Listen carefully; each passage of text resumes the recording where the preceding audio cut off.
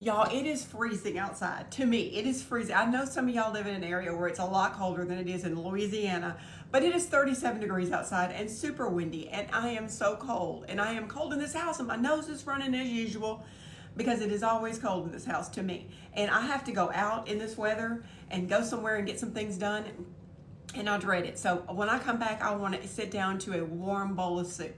So I was trying to decide what kind of soup I wanted to make, and I've been wanting to make tortellini soup. I've never made it before, but I love tortellini. So I did some digging yesterday, and I saw some tortellini crockpot recipes where it's just tortellini, fettuccine or whatever with chicken. Or I've seen some tortellini soup in the crock pot, but they're tomato based. And listen, I don't love a tomato based soup. I will eat it, and I have made it, but it's not my favorite. If I'm going to make a soup, I lean into the creamy soup. So I just kind of mix the two in my mind. And if somebody's already made something like this, I promise you I did not see it. I'm not copying you. If I was, I would tag you. But I just kind of threw this together in my mind because I wanted a tortellini soup and I want it to be creamy. So I'm gonna throw this all in the crock pot, and we're gonna hope for the best, and we'll try it together when I come back when it's all cooked or whatever. But the first thing I'm gonna do is I browned me some. I don't want it to be chicken. My husband doesn't love chicken, so but he does love some Italian sausage. So this is Italian sausage browned with some onions. And y'all, I thought about this morning. I know y'all want me to talk so much, but I thought about this morning when I was cooking these onions, and I always do. When I was in the home, we had one of our electives in high school was charm class. Charm. Have anybody else had charm class in school? And when I say elective, I use that word very, very, very loosely because nothing at the home was elective. We did what we were told, and we were told to have charm class in high school.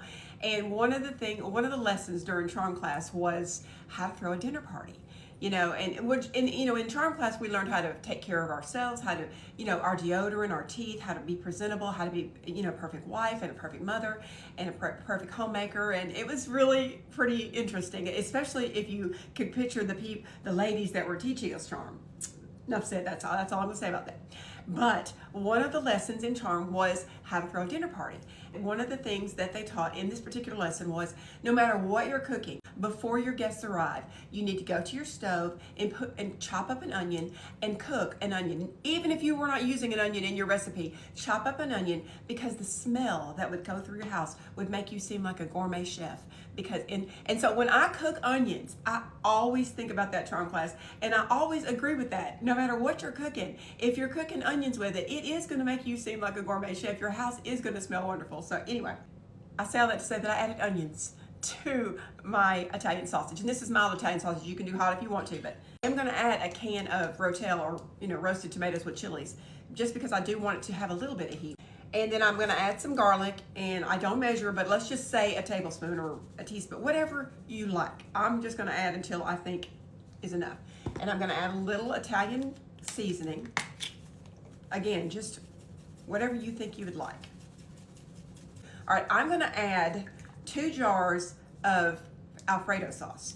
Y'all, this may be no good. I don't know. And I've never used this kind before. It's called Carbones. Let me get it. Smells good. I'm gonna use it, but this just looked authentic, and I want it to be authentic, and I can make my own. Why would I if I can do it faster and easier? That's good. That's very, very good. Very good. Not super garlicky. That's why I'm glad I added some garlic, but it's more a creamy cheesy taste. That's good. So I'm gonna add that. I'm gonna add 2 jars of that. Pretty delicious. And they had different flavors. They had some that were garlic. This is just the Alfredo, but they did have roasted garlic and different ones. So yeah, that's really good. Very creamy. I can taste the heavy cream in that. That is very good. Carbone's, good job. All right, to that I'm gonna add I got these from Sam's. They're members marked. There was 2 of them hooked to it. This is 5 cheese tortellini, and these are 3 pounds a piece. I'm only gonna use 1 of them. Put that in. Then I'm gonna add 1 whole box of chicken stock. And I've got some spinach too that I'm gonna add, but I'm not gonna add that till about 30 minutes before it's done. I say the whole box. That's 3/4 of the box right there. Let me stir this up and see what I think. I think I'll start there. I may add the rest of that box if I need to, but can y'all see that looks pretty soupy. So we'll see how that shakes out when these tortellini puff up. I'm just making this up. I don't even know. But I am going to add spinach to it, and I'll add some, I'm going to add some, right now I've got about half of a 8-ounce package of Parmesan. I'm going to add that in there, and I've got some more Parmesan that I'll add to the top when I serve it up. And I'm going to add some pepper and some salt.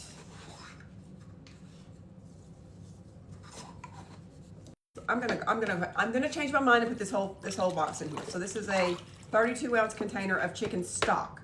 So put the whole thing in there. It looks like it's gonna need.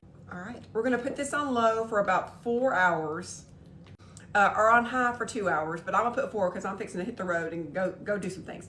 But anyway, and then we'll come back about 30 minutes before it's ready to serve. I'm gonna add the spinach, and then we'll serve it up and try it. We'll find out together if this is a new thing that will be added to our menu.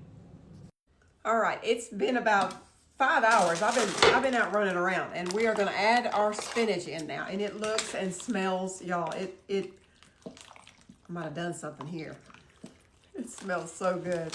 I may have to add a little bit more chicken broth to it though, because it is looking like it needs a little bit more juice if it's going to be soup. So I think we'll do that. Let's start with about half that bag, and let me add a little bit more broth. Or stock, I should say. I put stock in the first one, and that's what I have here. So I'm going to add a little bit more of that. About half a box. A little bit more. And I'm going to add the rest of that bag. So this is a 6-ounce bag of baby spinach. And I didn't wash it because it said it was already washed, and I'm trusting them. So we're going to go with that. All right, I'm going to add the rest of that. I feel like it's just not soupy enough. I'll make sure I get it right when we do the recipe in the description. That looks better. All right, let's let that spinach wilt down, and then we're going to get a bowl. All right, it's done. You might notice that it's a little less full than it was because I've already made my daughter a big bowl and sent it home with her. So let's get us some. My house smells like an Italian bistro in here, y'all. It smells so good. Let me move this out of the way. All right, I'm going to add a little bit of more Parmesan cheese to it. And a little bit of salt. And I made some Red Lobster cheddar bay biscuits. This is what we eat with our soup. We always have to have Red Lobster biscuits with any kind of soup that we have. Let's try it, y'all. My daughter tasted it and she loved it, so I didn't taste it because I want to taste it with y'all. But if it tastes as good as it smells.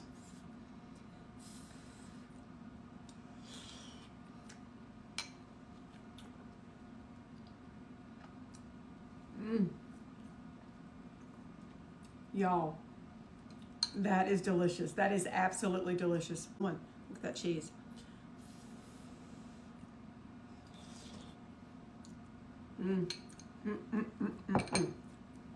Dip a biscuit in there.